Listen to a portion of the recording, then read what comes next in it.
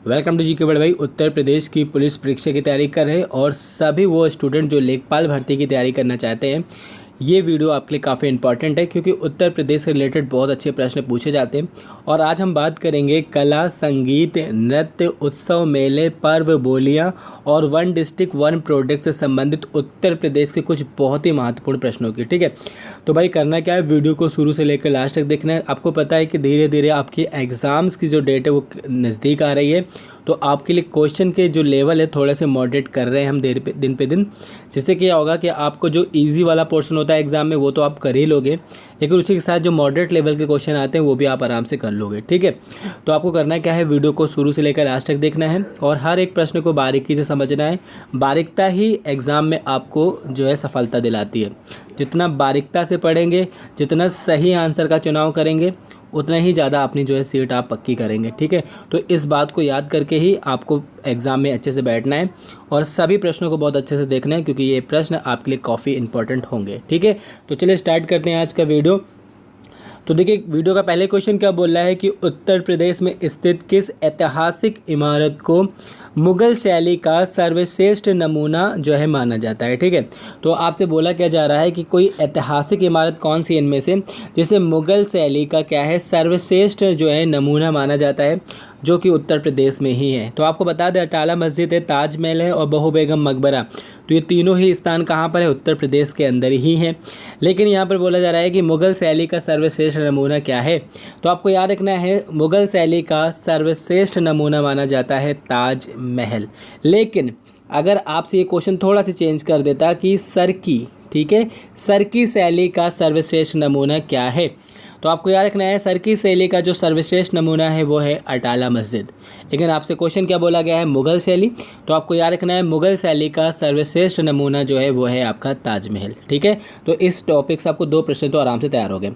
चलिए अब हम नेक्स्ट क्वेश्चन की बात करेंगे कि उत्तर प्रदेश में स्थित निम्नलिखित में से किस मंदिर में गुप्तकालीन मंदिरों के साक्ष्य मिलते हैं। ठीक है, तो भाई ये भी बहुत इंपॉर्टेंट क्वेश्चन है। तो हमने जैसे आपको बोला कि थोड़े से मॉडरेट लेवल के क्वेश्चन यहाँ पर आपको दिखेंगे क्योंकि एग्जाम नज़दीक आ रहा है, तो हम अभी आपको थोड़ा से और मॉडरेट लेवल के क्वेश्चन देंगे। ठीक है, तो भाई बताइए, मुगल शैली जो है गुप्तकालीन मंदिरों के जो है साक्ष्य मिलते हैं देवगढ़ जो कि झांसी में है, भीतरगांव जो कि कानपुर में है, भीतरी जो कि गाजीपुर में है। तो मैं आपको बता दी सभी मंदिर जो हैं ये मुगल गुप्तकालीन मंदिरों के साक्ष्य देती है, तो ये चीज़ आपको याद रखना है और इन सबको अच्छे से देख लीजिए क्योंकि यहाँ से प्रश्न बनते ही बनते हैं। ठीक है, चलिए अब नेक्स्ट क्वेश्चन की बात करेंगे कि निम्नलिखित में से किस शासक को मुगल चित्रकला शैली का जो है जनक माना जाता है। ठीक है, वेरी इंपॉर्टेंट क्वेश्चन है। ऐसे प्रश्न बहुत पूछे जाते हैं उत्तर प्रदेश की सभी परीक्षाओं में, तो आपको ये सब याद करके चलना है। ठीक है, तो क्या बोल रहे हैं कि निम्नलिखित में से किस शासक को जो है मुगल चित्रकला शैली का जनक माना जाता है। आपके ऑप्शंस में है हुमायूं, बाबर, अकबर या फिर शाहजहां। तो हम आपको बता दें कि मुगल चित्रकला शैली का जो है जनक माना जाता है हुमायूं को। ठीक है, इंपॉर्टेंट क्वेश्चन है, याद रखिएगा। फिर हम नेक्स्ट क्वेश्चन की बात करेंगे कि निम्नलिखित में से किसके शासनकाल में मुगल चित्रकला शैली अपने स्वर्ण काल में थी। तो ये क्वेश्चन आपसे ऐसे भी पूछा जा सकता है कि मुगल चित्रकला शैली का स्वर्ण काल कहलाता है, या आपसे इस तरह से क्वेश्चन बोल देता है कि निम्नलिखित में किसके शासनकाल में जो है मुगल चित्रकला शैली अपने स्वर्ण काल में थी। ठीक है, तो भाई थी होगा। ठीक है, आपके ऑप्शंस में अकबर, शाहजहां, जहांगीर या फिर औरंगजेब। तो देखिए आपको हम बता दें कि ऑप्शन नंबर जो आपका है सी नंबर है। फिर हम नेक्स्ट क्वेश्चन की बात करेंगे और इस क्वेश्चन में बहुत इंपॉर्टेंट क्वेश्चन है ये आपका।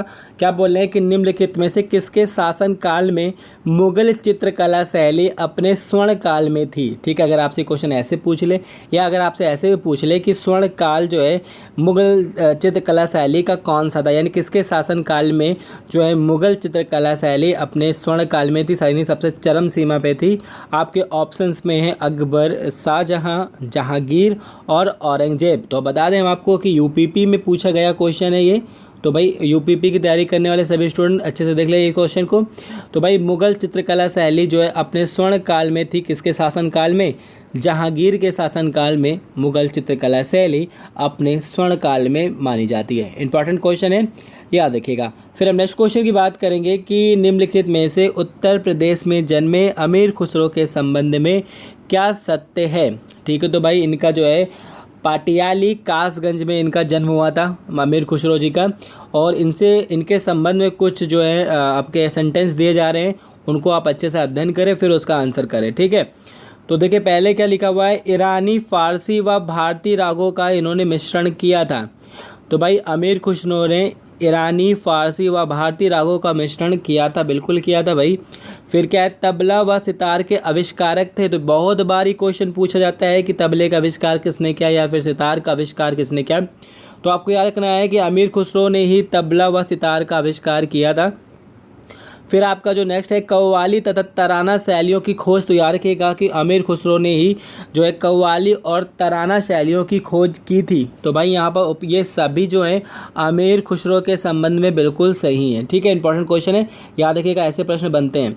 फिर हम नेक्स्ट क्वेश्चन की बात करेंगे कि निम्नलिखित में से उत्तर प्रदेश में स्थित कौन सा एक प्रमुख सांस्कृतिक क्षेत्र है। वेरी वेरी इंपॉर्टेंट क्वेश्चन भाई। जहाँ तक हमने आपको पहले ही बता दिया है कि थोड़े से मॉडरेट लेवल के क्वेश्चन होंगे, तो इसमें हमने 38 क्वेश्चंस रखे हैं। कम से कम इसको आप थोड़ा सा सही करें तो कम से कम मैं बता रहा हूँ कि आप 25 नंबर के क्वेश्चन तो ठीक कर ही लें, और अगर आप इससे ज़्यादा ठीक कर पा रहे तो बहुत अच्छी बात है, आपने पढ़ाई अच्छे से कर ली है। तो भाई बताइए, निम्नलिखित में से उत्तर प्रदेश में स्थित कौन सा जो है एक प्रमुख सांस्कृतिक क्षेत्र है। तो मैं आपको बता दें ये सभी, क्योंकि ब्रज क्षेत्र है, अवध क्षेत्र है, बुंदेलखंड क्षेत्र है, रुहेलखंड क्षेत्र है, भोजपुरी क्षेत्र है, ये जो आपके सभी क्षेत्र आते हैं ये सांस्कृतिक क्षेत्र के अंतर्गत आते हैं। ये चीज़ आपको याद रखना है। ठीक है, तो ये सभी सही है। फिर हम नेक्स्ट क्वेश्चन की बात करेंगे कि ध्रुपद शैली, राग दीपक, वीणा वादन में पारंगत जो है तानसेन निम्नलिखित में से किसके दरबारी थे। वेरी वेरी इंपॉर्टेंट क्वेश्चन भाई। ऐसे प्रश्न जो देखे गए हैं पिछली परीक्षाओं में, तो भाई थोड़ा सा सोच समझ के इसका आंसर करें। क्या बोल रहे हैं, ध्रुपद शैली, राग दीपक और वीणा वादन में जो है पारंगत कौन थे, तानसेन। तो ये किसके दरबारी कवि थे, ये आपसे पूछा जा रहा है। आपके ऑप्शंस में है शाहजहां, अकबर, औरंगजेब या फिर जहांगीर। तो भाई अकबर के 9 रत्नों में से एक थे तानसेन। ठीक है, याद रखिएगा, और इन्हीं के ये क्या थे, दरबारी कवि भी थे। इंपॉर्टेंट क्वेश्चन है, याद रखिएगा। फिर हम नेक्स्ट क्वेश्चन की बात करेंगे कि निम्नलिखित में से संगीत का जो है कौन सा घराना जो है वाजिद अली शाह के काल में अपने स्वर्ण काल में था। Very very important question. Wajid Ali Shah के काल में जो है उत्तर प्रदेश का कौन सा घराना जो है वो अपने स्वर्ण काल में था। तो आपको बता दें इसका करेक्ट आंसर है लखनऊ घराना। लखनऊ घराना जो है वाजिद अली शाह के काल में अपने स्वर्ण काल में था। ठीक है, इंपॉर्टेंट क्वेश्चन है, याद रखिएगा। फिर हम नेक्स्ट क्वेश्चन की बात करेंगे कि निम्नलिखित में कौन जो है ठुमरी गायिका बनारस घराने से संबंधित है। Very important question. क्या है, एक तो आपको याद रखना है कि कौन है, ठुमरी गायिका है ये, और बनारस घराने से संबंधित हैं। आपके ऑप्शंस में है सिद्धेश्वरी देवी, गिरजा देवी, बागेश्वरी देवी या फिर कृष्णा देवी या फिर ये सभी। तो भाई देखिए ठुमरी गायिका हैं और ये सभी, क्योंकि सिद्धेश्वरी देवी, गिरजा देवी, बागेश्वरी देवी और कृष्णा देवी ये सभी जो है ये बनारस घराने से संबंधित है, ठुमरी गायिका हैं ये सब। इंपॉर्टेंट क्वेश्चन है, याद रखिएगा।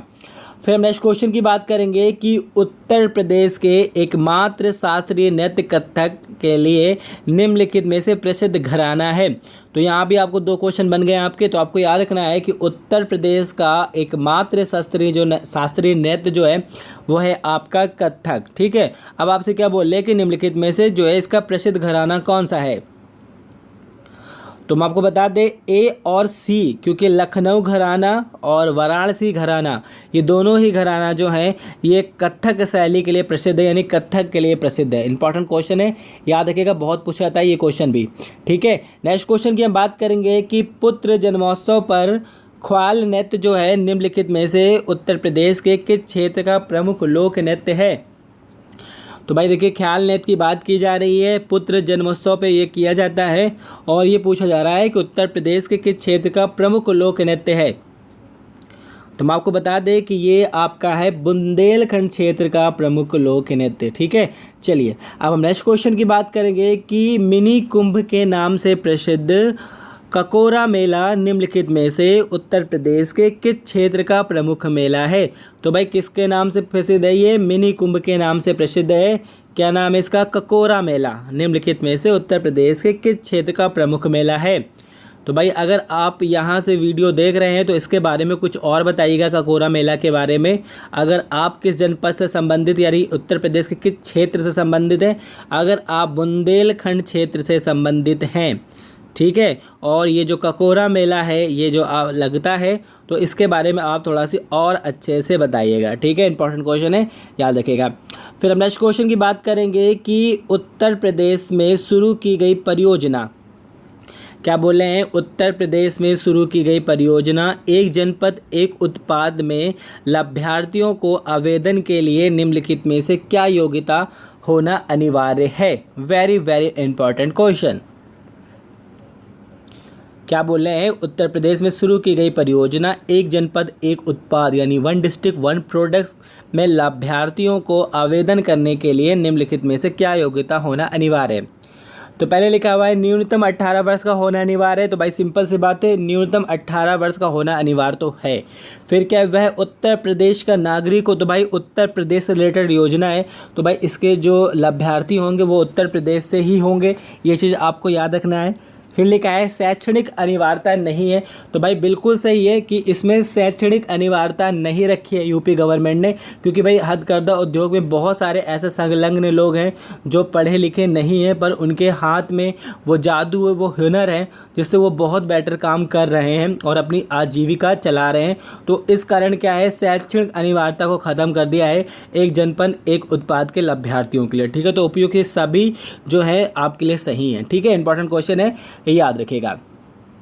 अब हम नेक्स्ट क्वेश्चन की बात करेंगे कि एक जिला एक उत्पाद के पुरस्कार तहत निम्नलिखित में से किस जिले की कालीन को उत्कृष्ट नमूना पुरस्कार से सम्मानित किया गया है हाल ही में। वेरी इंपॉर्टेंट क्वेश्चन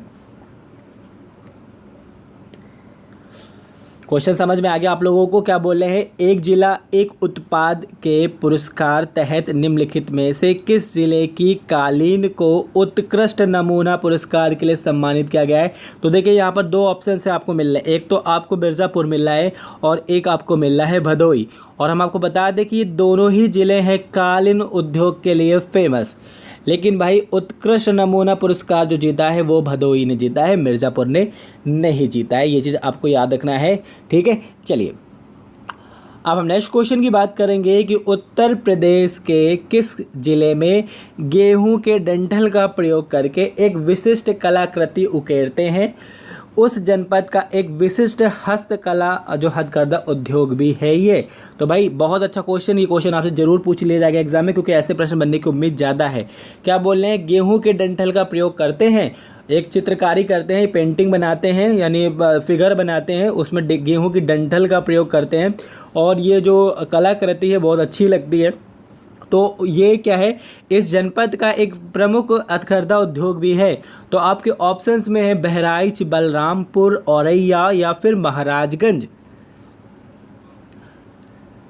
तो भाई गेहूं के डंठल का प्रयोग किया जाता है बहराइच में और ये यहाँ का एक प्रमुख जो है कलाकृति है, ये चीज़ आपको याद रखना है। ठीक है, चलिए अब हम नेक्स्ट क्वेश्चन की बात करेंगे कि कास्ट पर नक्काशी के लिए निम्नलिखित में से उत्तर प्रदेश का कौन सा जिला प्रसिद्ध है। भाई लकड़ियों पर नक्काशी के लिए, तो देखिए हम आपको एक बात बता दें कि लकड़ियों पर नक्काशी के लिए उत्तर प्रदेश के बहुत सारे ज़िले फेमस हैं, लेकिन इन चार ऑप्शंस में कोई एक ऐसा ज़िला है जो लकड़ी पर नक्काशी करता है। ठीक है, सहारनपुर भी करता है, लेकिन यहाँ पर देखिए सहारनपुर ऑप्शन में नहीं है। ठीक है, तो भाई कोई एक ऐसा ज़िला है जो क्या करता है, लकड़ियों पे नक्काशी करता है। इन चार के अकॉर्डिंग आपको आंसर देना है। ठीक है, बात समझ में आ गई ना, तो बताइए। तो भाई देखिए लकड़ी पर नक्काशी के लिए बिजनौर जिला जाना जाता है। ठीक है, इंपॉर्टेंट क्वेश्चन है, याद रखिएगा। फिर हम नेक्स्ट क्वेश्चन की बात करेंगे कि उत्तर प्रदेश की एक जिला एक उत्पाद परियोजना निम्नलिखित में से किससे संबंधित है। तो भाई ये देखिए एक जिला एक उत्पाद से संबंधित प्रश्न जरूर पूछे जाएंगे। अभी हाल ही जो एग्जाम हुए हैं वहाँ पर भी पूछे गए हैं और अभी जो एग्जाम होंगे वहाँ पर भी एग्जाम में क्वेश्चन जरूर पूछे जाएंगे। ठीक है, इसलिए हमने यहाँ के क्वेश्चन आपके लिए रख लिए है।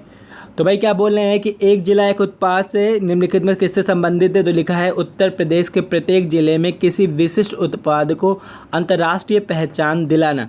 तो आपको पता है कि उत्तर प्रदेश का जो है 75 जिलों में कुछ ना कुछ फेमस है, तो भाई उसको मतलब उसको प्रोत्साहित करना, उसके उस मटेरियल को और उसको अंतर्राष्ट्रीय पहचान दिलाना, तो भाई ये तो है। ठीक है, फिर क्या है, 5 वर्षों में हथकरघा उद्योग में युवाओं के लिए रोजगार का सृजन करना, तो भाई ये भी है, ये भी बिल्कुल सही है। फिर क्या है, घरेलू उद्योग को बढ़ावा देकर उत्तर प्रदेश में जिला वारिता उद्योग को बढ़ावा देना, तो भाई सिंपल सी बात है, हर जिले का एक उद्योग अगर बढ़ेगा तो उस जिले में जो है वरीयता भी उस जिले की बढ़ेगी, तो भाई ये भी है। तो ये सभी सही है, ये चीज़ आपको याद रखना है। ठीक है, चलिए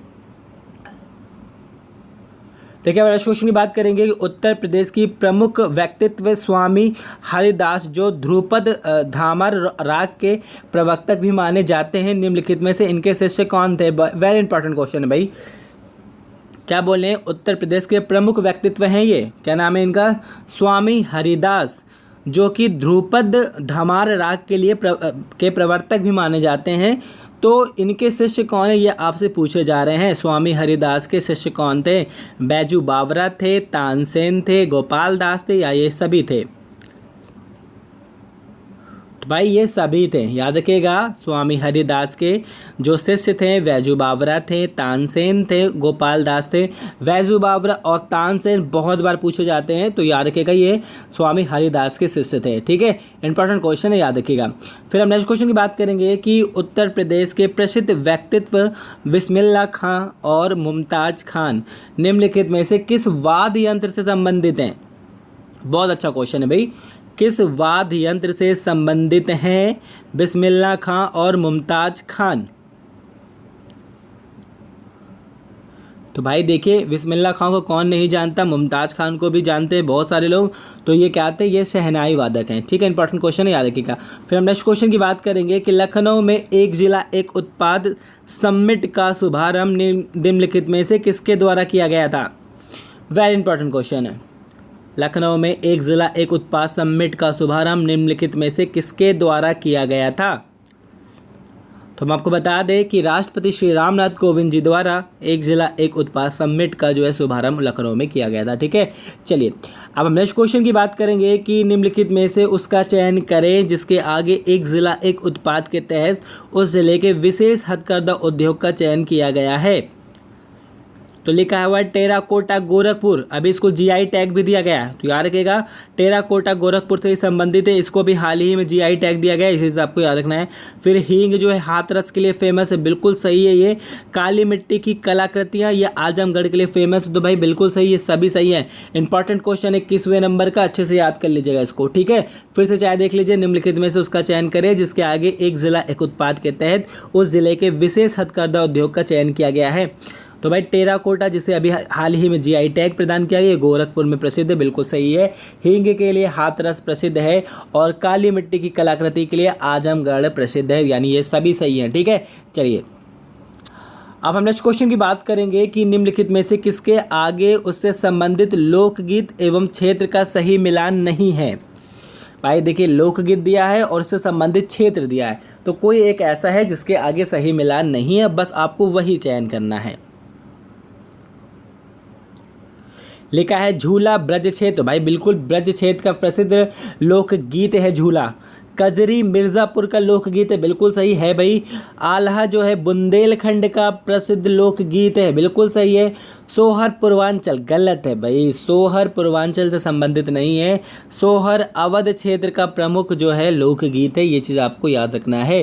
चलिए अब हम नेक्स्ट क्वेश्चन की बात करेंगे कि निम्नलिखित में से उत्तर प्रदेश का कौन सा जिला जंतुओं से प्राप्त सींग या हड्डियों के, उसको बोलते हैं हॉर्नबोन इत्यादि के आभूषण एवं कलाकृति के लिए प्रसिद्ध है? भाई जंतुओं के सींग उंग मिलती हैं, उनकी हड्डियां मिलती हैं, तो उनसे जो है आभूषण बनाए जाते हैं जिसको हॉर्न बोन कहते हैं।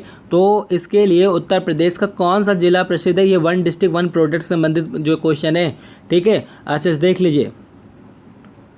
तो भाई देखिए, यहाँ पर बात की जा रही है संभल की। ठीक है, जंतुओं से प्राप्त सींग और हड्डियों के जो है हॉर्न बोन इत्यादि के आभूषण एवं कलाकृति बनाई जाती है संभल में। ठीक है, चलिए अब हम नेक्स्ट क्वेश्चन की बात करेंगे कि असित कुमार हलदार जो है निम्नलिखित में से किस चित्रकला शैली के जनक माने जाते हैं? Very very important question. क्या बोले हैं? असित कुमार हलदार निम्नलिखित में से किस चित्रकला शैली के जनक माने जाते हैं? तो हम आपको बता दें, लखनऊ चित्रकला शैली के जनक माने जाते हैं असित कुमार हलदार। ठीक है, चलिए अब हम नेक्स्ट क्वेश्चन की बात करेंगे कि काला नमक नामक चावल जो है एक प्रकार का सुगंधित और मुलायम चावल है एवं इसके विशेष गुणों के कारण इस चावल की एक अनोखी पहचान है।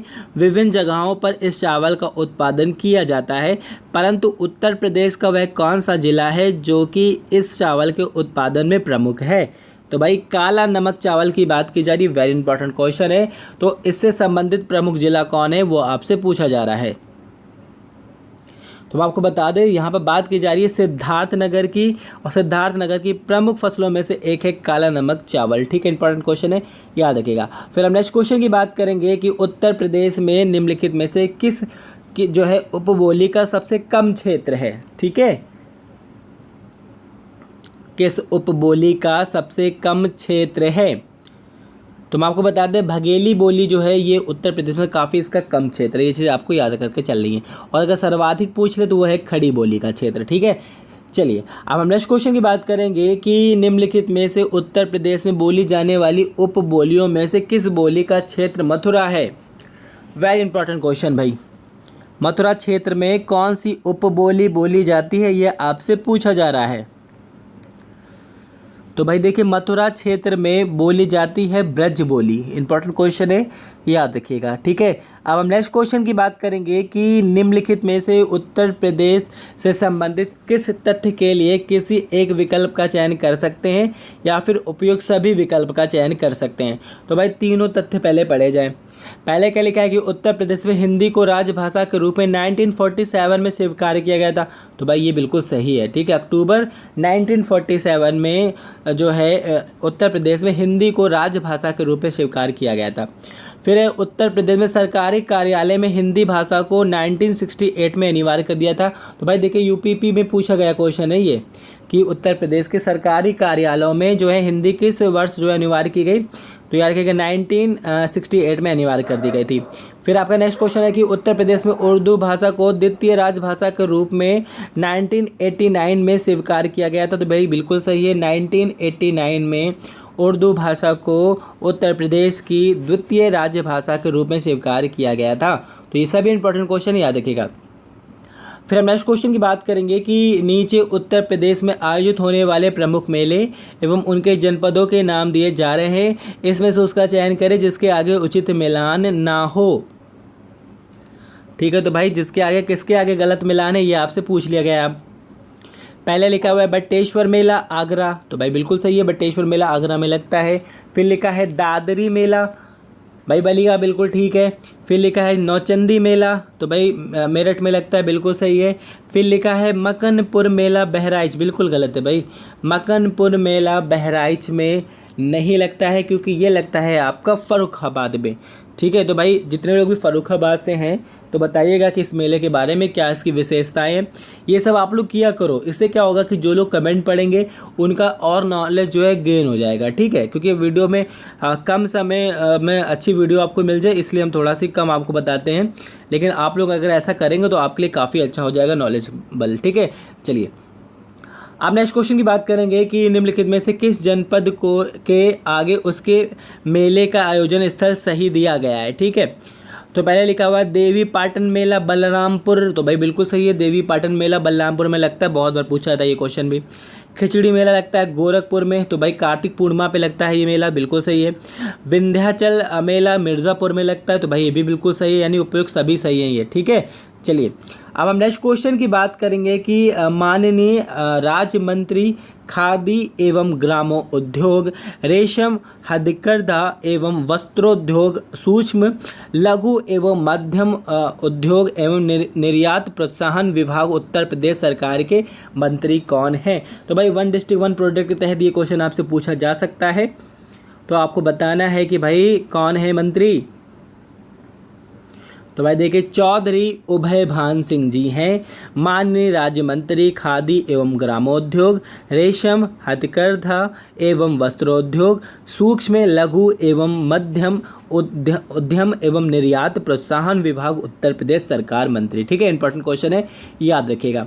फिर हम नेक्स्ट क्वेश्चन की बात करेंगे कि उत्तर प्रदेश की महत्वाकांक्षी योजना एक जिला एक उत्पाद परियोजना के तहत निम्नलिखित में से किस जिले के आगे उसके उल्लेखनीय उत्पाद का सही मिलान है। ठीक है, तो लिखा है औरैया। दूध प्रसंस्करण यानी घी उत्पादन में बहुत प्रमुख है ये, तो आपको याद रखना है। तो और दूध के सामान में भी काफ़ी प्रसिद्ध है औरैया, तो बिल्कुल सही है ये। फिर अयोध्या में भाई गुड़ बहुत प्रसिद्ध है, अयोध्या का भी बिल्कुल सही है। बांदा जो है सल्जर पत्थर शिल्प वाइट पत्थर के जो है मूर्तियाँ बनाई जाती है, बिल्कुल सही है ये। तो ये सभी सही है। ठीक है, चलिए अब हम नेक्स्ट क्वेश्चन की बात करेंगे कि नीचे उत्तर प्रदेश में आयोजित होने वाले कुछ महोत्सव एवं उनके जनपदों के नाम दिए जा रहे हैं, इनमें से उसका चयन करें जिसके आगे उचित मिलान ना हो। ठीक है, तो भाई पूरा क्वेश्चन सही से पढ़िए अब।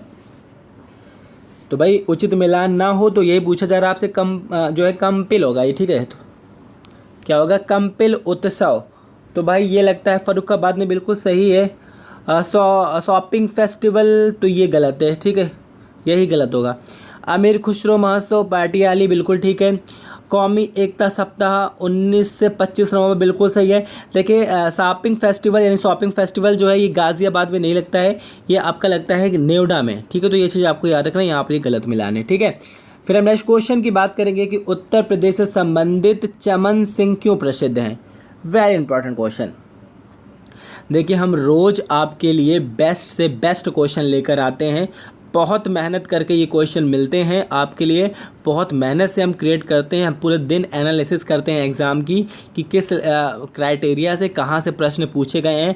हम ऐसे ही नहीं पढ़ाने आ जाते हैं, आपके लिए मेहनत करते हैं तब आपको ये प्रश्न मिलते हैं। ठीक है, और इसीलिए एग्ज़ाम में भी आपको ये प्रश्न मिल जाते हैं क्योंकि काफ़ी एनालिसिस करके आपको प्रोवाइड किए जाते हैं। ठीक है, तो भाई कौन है चमन सिंह, क्यों प्रसिद्ध है, ये आपसे पूछा जा रहा है। आपके ऑप्शंस में चित्र एवं मूर्ति कला पर 50 से अधिक पुस्तकें लिखने के लिए प्रसिद्ध है, या फिर चित्रकला में ग्राफिक विधा की शुरुआत करने के लिए प्रसिद्ध है, या फिर आधुनिक चित्रकला शैली के ये जनक हैं, या फिर ये सभी। तो हम आपको बता दें कि ये चित्र व मूर्ति कला पर 50 से अधिक पुस्तकें लिखने के लिए ही क्या है, प्रसिद्ध हुए हैं। ठीक है, चलिए अब हम नेक्स्ट क्वेश्चन की बात करेंगे कि जनजातीय शिल्प के लिए उत्तर प्रदेश का जो है प्रसिद्ध जिला है। तो भाई देखिए जनजातीय शिल्प के लिए उत्तर प्रदेश का प्रसिद्ध जिला है ललितपुर। ठीक है, चलिए अब हम नेक्स्ट क्वेश्चन की बात करेंगे कि गौरा पत्थर निम्नलिखित में से जो है मूर्तियों के लिए उत्तर प्रदेश का कौन सा प्रसिद्ध जिला है। गौरा पत्थर से निर्मित मूर्तियों के लिए तो भाई देखिए महोबा बहुत प्रसिद्ध जिला है गौरा पत्थर से निर्मित मूर्तियों के लिए। ठीक है, फिर हम नेक्स्ट क्वेश्चन की बात करेंगे कि निम्नलिखित में से किस शास्त्री के आगे उसके घराने का सही मिलान नहीं दिया है। ठीक है भाई बताइए,